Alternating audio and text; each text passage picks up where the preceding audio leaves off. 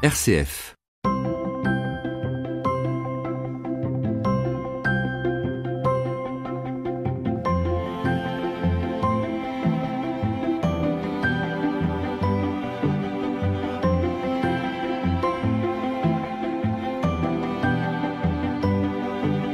Et l'homme devint Dieu, c'est le titre du dernier ouvrage d'Henri Quinson, connu pour son livre Le moine des cités. Henri Quinson, c'est un trader qui a vécu une expérience de vie, de prière, d'immersion dans les quartiers nord de Marseille avant de voguer vers d'autres horizons. Aujourd'hui, enseignant, il publie ce livre aux éditions Le Passeur avec une idée. Le développement de l'humanité suivrait précisément celui de l'existence d'un individu, la vie in utero, la naissance, l'enfance, l'adolescence. L'humanité serait sur le point de devenir adulte et c'est pourquoi le retour à une transcendance, une spiritualité digne de ce nom est plus que jamais nécessaire. On en parle tout de suite avec Henri Quinson. Carrefour catholique, Amaury-Guilhem, Dialogue RCF.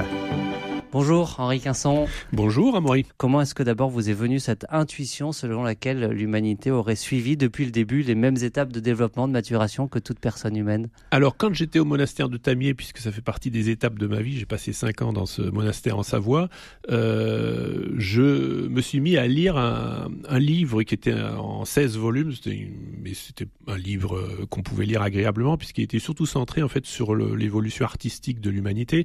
Et dans ce livre, au fil de cette lecture, je me suis rendu compte qu'en fait, l'humanité avait très probablement suivi des étapes en effet similaires à celles de tout individu. C'est-à-dire que d'une part, le livre commençait avec les tout débuts de l'humanité, donc les premiers dessins qu'on voyait dans les grottes, mais bien avant ça, l'humanité était née de l'eau d'une certaine manière, puisque la vie sur Terre est d'abord apparue de manière aquatique. Mais surtout, je me suis rendu compte que l'écriture n'était pas venue tout de suite. Voilà.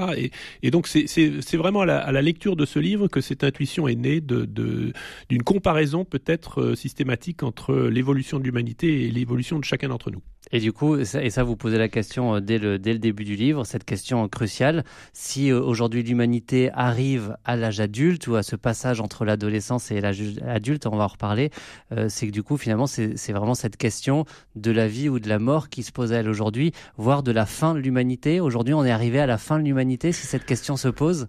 Voilà, un certain nombre de spiritualités, qui pour moi sont plutôt les spiritualités de l'enfance, avaient une vision cyclique de l'univers, tout à fait compréhensible, puisque comme un enfant qui a du mal à comprendre ce que c'est qu'après-demain, il vit plutôt dans le moment présent. C'est d'ailleurs aussi une grâce, c'est pas du tout un jugement.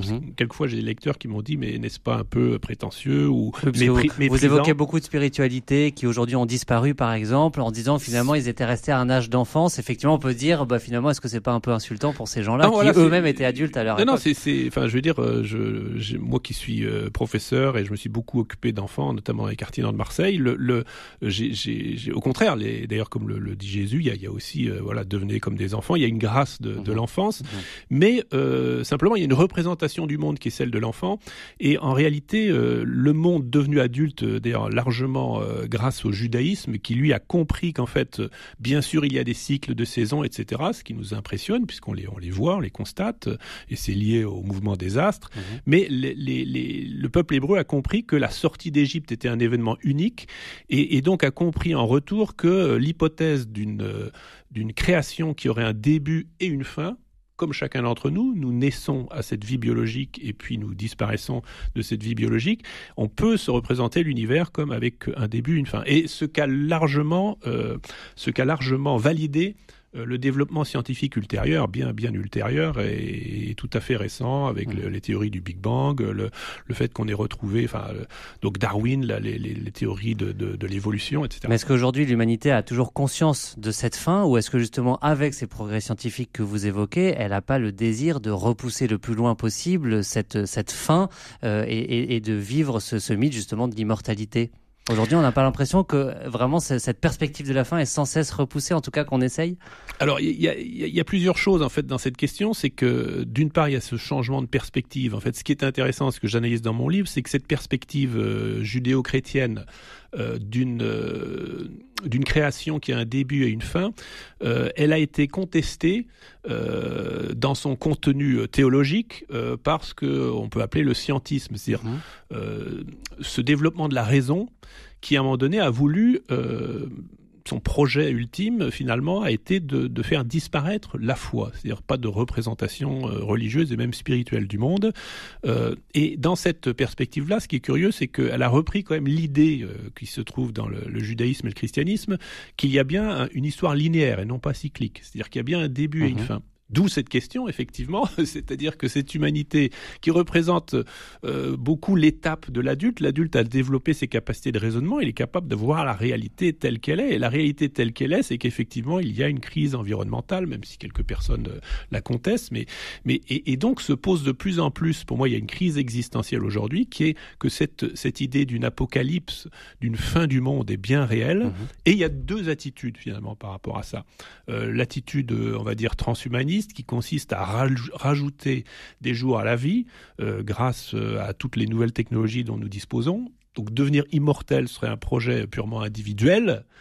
Il s'agit de vivre le plus longtemps possible sur cette terre, voilà. Donc voilà, on espère que le paradis est sur terre, parce que si on y est condamné pour toujours. Et puis il y a une autre perspective qui est plutôt celle de la résurrection et qui, elle, est une nouvelle naissance spirituelle. Et là, il s'agit plutôt, je dirais, d'une humanité dilatée, pleine, et qui est promise à d'autres cieux. Et donc c'est deux perspectives très différentes par rapport à cette échéance de la fin du monde. Et c'est ça, c'est la spiritualité pour un monde adulte, c'est le sous-titre du livre, c'est justement d'arriver à discerner quelle doit être la spiritualité qui va porter l'humanité jusqu'à cette fin, mais de la façon peut-être la plus constructive possible ou fidèle à la vocation de l'homme.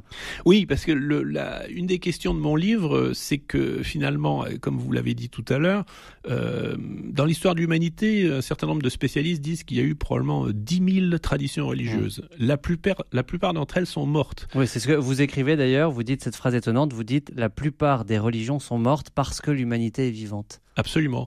Dès lors que la vision du monde, avec un mot un peu sérieux, les paradigmes changent, c'est-à-dire votre représentation du monde, si elle n'est plus accordée à la réalité, vous la laissez tomber. Si vous dites à un enfant que le Père Noël existe, si vous êtes son père, il va vous croire peut-être pendant quelques années, et puis à un moment donné, doué de raison, accédant à l'adolescence, il va remettre en question la croyance qu'il vous a imposée, il va dire non, le Père Noël n'existe pas, il va vous donner des indices. Voilà. Et donc là, l'humanité, par rapport à ces traditions religieuses, on laissait tomber, par exemple, pas complètement, mais la représentation cyclique du monde, c'est une pure spéculation de dire que voilà, il y aura peut-être une fin du monde, mais que le monde va recommencer. Ça, c'est la représentation qui est encore largement celle de l'hindouisme et du bouddhisme, en tout cas sous leur forme traditionnelle, ce qu'ils appellent des kalpas, des grands cycles de temps. Ça n'est pas prouvé. Peut-être ont-ils raison, mais ça n'est pas prouvé. Il y a des religions qui ne sont pas mortes quand même aujourd'hui. Il y en a qui ont disparu, effectivement. Oui. On pense au judaïsme, le christianisme, le bouddhisme, l'islam, l'hindouisme. Est-ce que ça veut dire que au sein de ces religions-là, qui continuent de nourrir la vie de millions d'hommes et de femmes sur cette terre, se trouvent ces éléments de spiritualité dont l'humanité a besoin aujourd'hui pour cette spiritualité d'un monde adulte ? Oui, je pense que les traditions religieuses qui ont survécu sont des traditions religieuses qui ont eu des capacités à se réformer. Et donc, c'est un livre de 200 pages, donc je ne peux pas m'étendre outre mesure, mais si vous voulez, quand on regarde l'évolution de l'hindouisme, on s'aperçoit qu'à un moment donné, la question s'est posée, par exemple, par rapport à une tradition polythéiste, de trouver finalement une sorte d'unité du divin qui serait au-dessus de toutes ces divinités finalement secondaires. Quand vous regardez le taoïsme, c'est pareil, vous avez l'idée de cette force vitale. Donc il y a toujours cette idée spirituelle. Je dirais que les traditions religieuses qui s'en sortent sont celles qui sont capables de définir la spiritualité comme une inspiration. Je parle du mot latin spiritus, qui a donné 2 mots en français, inspiration et aspiration. Dès lors que vous trouvez une source d'inspiration qui vous permet de vivre et qui répond à vos aspirations, vous êtes dans une spiritualité qui est accordée à la vie. Et ce que je souligne simplement, c'est que le passage au stade adulte vous impose plusieurs choses. D'une part, le recours à la raison, donc ce qui ne tient pas par rapport à la raison devient problématique. Et d'autre part, un autre élément, c'est que l'homme adulte est quelqu'un qui est capable de prendre des décisions inédites. C'est maintenant lui qui doit prendre ses propres décisions et supporter ses conséquences. Et par conséquent, toutes les religions qui simplement seraient de pure observance extérieure, par rapport à un monde qui a changé, sont menacées parce que si on vous donne une série d'interdits qui ne correspondent plus à rien, elles risquent d'être mises en cause par ce monde devenu adulte. Est-ce qu'il n'y a pas une spiritualité majoritairement répandue dans le monde aujourd'hui, mais peut-être que ma vision est trop occidentale. En tout cas, je vais peut-être faire une digression sur la société occidentale qui a quand même majoritairement essayé d'exclure ou de se détacher justement des héritages, des traditions religieuses.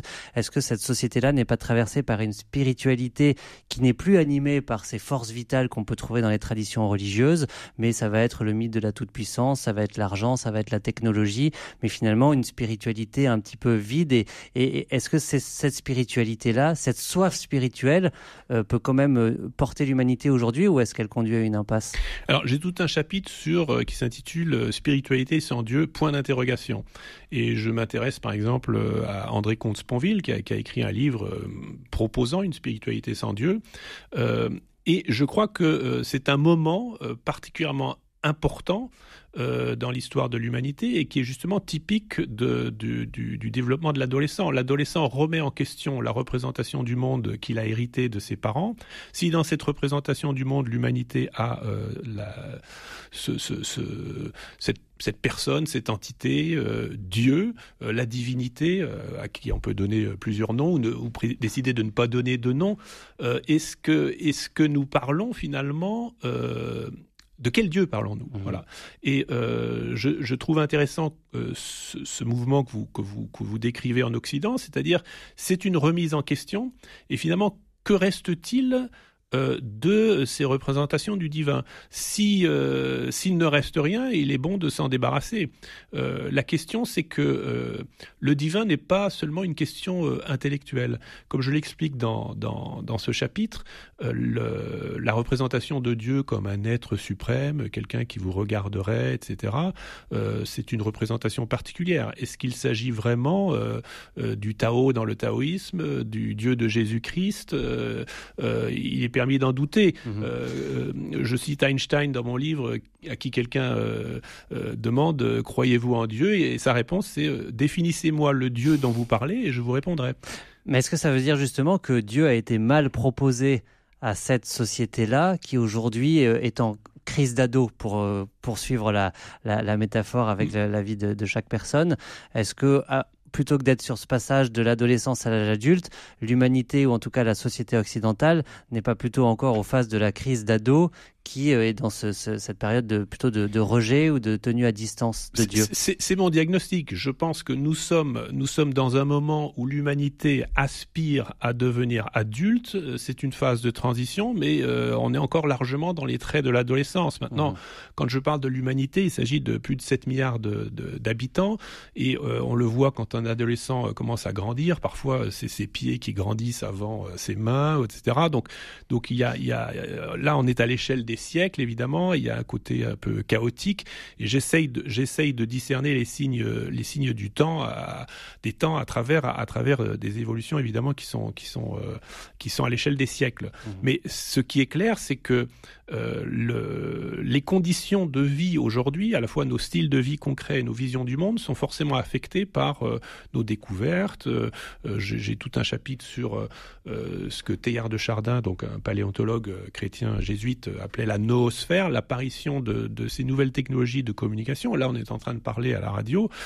C'est des choses qui n'existaient pas avant et qui nous permettent d'avoir ce que j'appelle un cerveau planétaire qui se met en place. Et donc, forcément, l'impact sur des traditions qui ont vécu sur des rythmes, dans des sociétés qui sont... Par exemple, si vous êtes dans une société rurale et que vous passez à une société urbaine, aujourd'hui, les gens avec l'électricité peuvent s'affranchir des rythmes, des saisons. De la nature, Quel est l'impact Quel est l'impact sur à la fois les pratiques et les visions du monde? Carrefour catholique, Amaury-Guilhem, Dialogue RCF.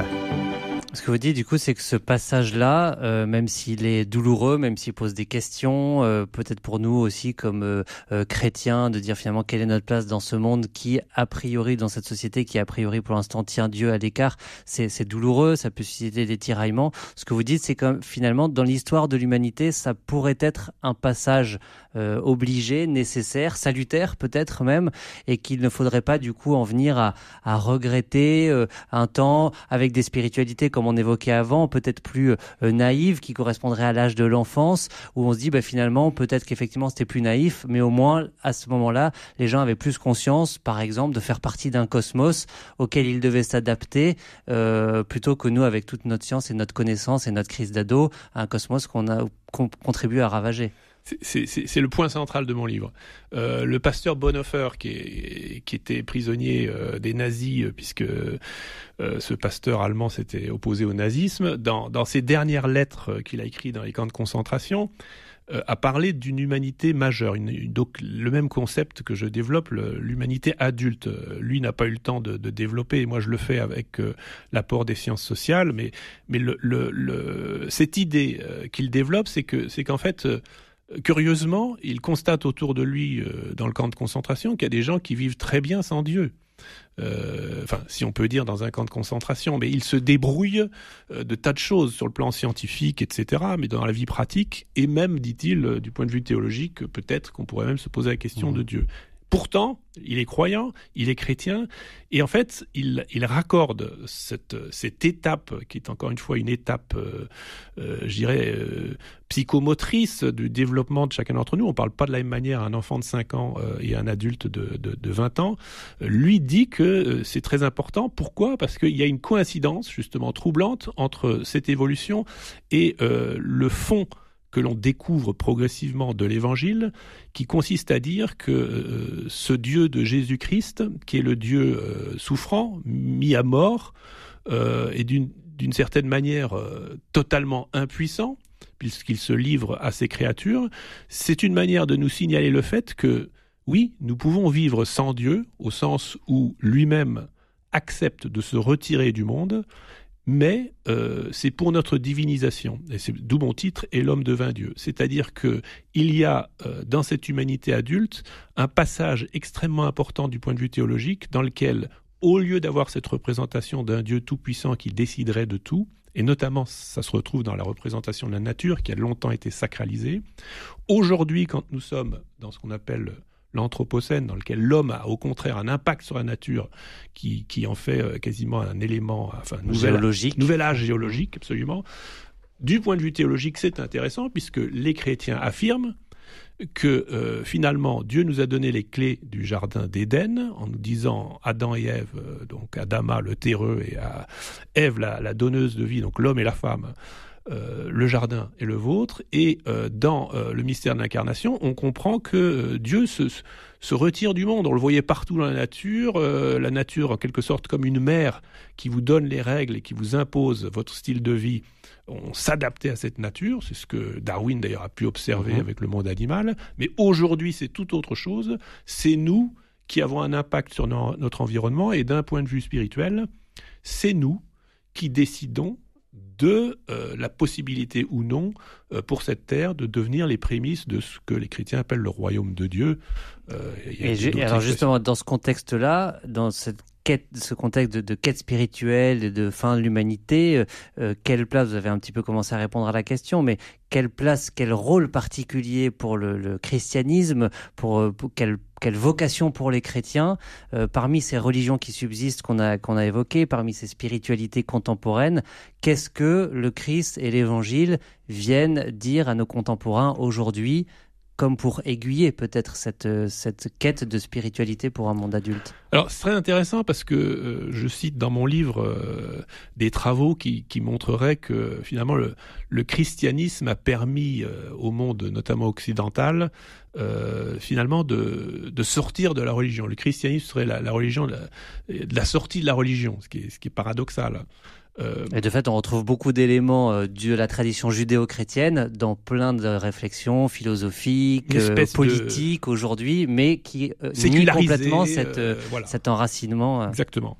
Donc, c'est intéressant. Pourquoi ? Parce que finalement, quand vous grandissez, vous allez peut-être prendre du recul par rapport à vos parents. En réalité, dans la majorité des cas, il ne s'agit pas d'un conflit définitif où vous récusez vos parents. Pas du tout. Pour la plupart des gens, il reste un lien. Mais à un moment donné, c'est mon cas, mon père a disparu, il est décédé, ma mère a 83 ans, un jour elle disparaîtra aussi, je n'ai plus du tout le même rapport avec mes parents, pourtant ils me sont toujours présents, je les chéris, et d'une certaine manière je continue de vivre, pour le meilleur ou pour le pire, dans mon cas plutôt pour le meilleur je pense, mais de toute l'éducation qu'ils m'ont transmise, mais je suis devenu en quelque sorte indépendant. Je ne les appelle pas tous les jours pour leur demander ce que je dois faire. Et donc les chrétiens ont vocation à continuer d'habiter ce monde, même si le monde ne se réfère pas à cet héritage-là ? Je crois que au fond, le chrétien aujourd'hui est celui qui est appelé à devenir pleinement homme. Donc il ne s'agit pas de brandir un étendard en disant nous c'est la marque Jésus-Christ, vous c'est la marque je sais pas islam, hindouisme, bouddhisme. C'est pas du tout ça le débat. Le débat c'est qu'on est tous sur une seule planète. On l'a vu avec le coronavirus. Tout à coup certaines personnes ont pris conscience, peut-être pour la première fois, que nous sommes vraiment devenus un seul corps. Tout est lié. Oui, un Chinois éternue dans une province complètement perdue dont on n'a jamais entendu parler. Au début, tout le monde s'en fiche. Et puis, quelques mois plus tard, tout le monde est confiné, ça génère des crises économiques, etc. Donc, tout est interdépendant. On en avait déjà, bien sûr, l'intuition avec la mondialisation. On se plaignait justement du fait que les emplois partaient en Chine, etc. Donc, on peut en avoir une vision positive ou négative, mais c'est un fait que l'échelle a complètement changé. Mais pas simplement à l'échelle, c'est que nous sommes rentrés dans un monde qui est, c'est un mot un peu sérieux, mais anthropocentrique, c'est-à-dire qu'il est curieusement, alors qu'on a découvert que c'est la Terre qui tourne autour du Soleil et pas l'inverse, qu'on a compris qu'on est dans un univers gigantesque, on se rend compte dans le même temps, ce qui est totalement un mouvement inverse, que l'avenir de cette planète dépend de l'homme. Et cette vision de l'homme au centre pourrait conduire effectivement à une espèce de narcissisme, de pure survie.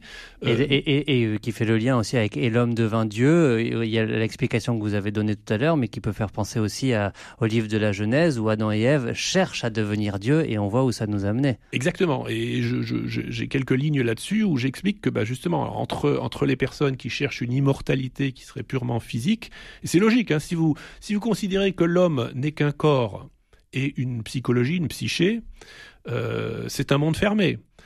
Si dans la tradition chrétienne, vous revenez au contraire à une conception ternaire dans laquelle il y a, oui, le corps, ça tout le monde peut le voir, oui, aussi une psychologie, Dieu sait qu'on a beaucoup développé cette vision des choses, mais qu'en plus, vous avez ce qu'on appelle l'esprit, qui lui vous permet d'accéder à ce que j'appelle, pas seulement moi, mais toute une tradition, la transcendance, c'est-à-dire la capacité à relier le fini à l'infini, qu'on va appeler Dieu, mais également à nous relier les uns aux autres, ce qui au fond est le cœur de l'évangile, car le cœur de l'évangile c'est aimer Dieu, aimer son prochain, et donc on a bien cette transcendance verticale et horizontale. Et là on n'est plus dans la survie biologique, mais dans ce que Teilhard de Chardin appelait la survie en deux mots, c'est-à-dire une vie supérieure. C'est là où cette question de la vocation que je posais, qu'on peut réentendre aujourd'hui pour nous comme chrétiens, c'est de rappeler finalement cette interdépendance au niveau horizontal et cette interdépendance, et la réalité de la transcendance qui finalement nous décentre aussi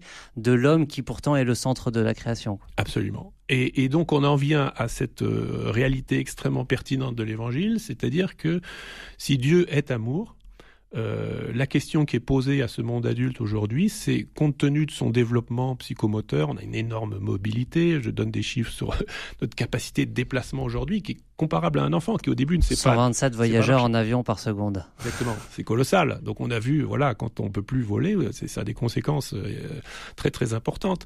Donc dans ce monde qui est comme ça interconnecté, mobile, très intelligent, très très documenté, capable de comprendre dans une certaine mesure les conséquences de nos actes, et Dieu sait si nos actes sont devenus puissants grâce à nos technologies.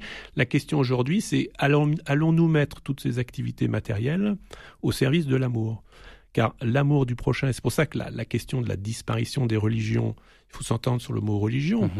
La question posée à chaque siècle aux religions, c'est dans quelle mesure elles servent la spiritualité. Spiritualité au sens de, évidemment, nous dans la tradition chrétienne, on parle de l'Esprit Saint, ce à quoi je souscris totalement, mais je pense que quelqu'un qui n'est pas chrétien doit pouvoir comprendre que par expérience que nous sommes des êtres spirituels, nous ne sommes pas simplement des êtres de chair et de sang, et qu'il y a cette question, derrière cette question de la transcendance, se pose vraiment la question du but de l'humanité, c'est-à-dire cette transcendance verticale, et également de nos solidarités, de notre fraternité planétaire, qui est donc cette transcendance horizontale. Sans réponse à ces questions, toutes nos activités matérielles sont à la fois vaines et potentiellement suicidaires.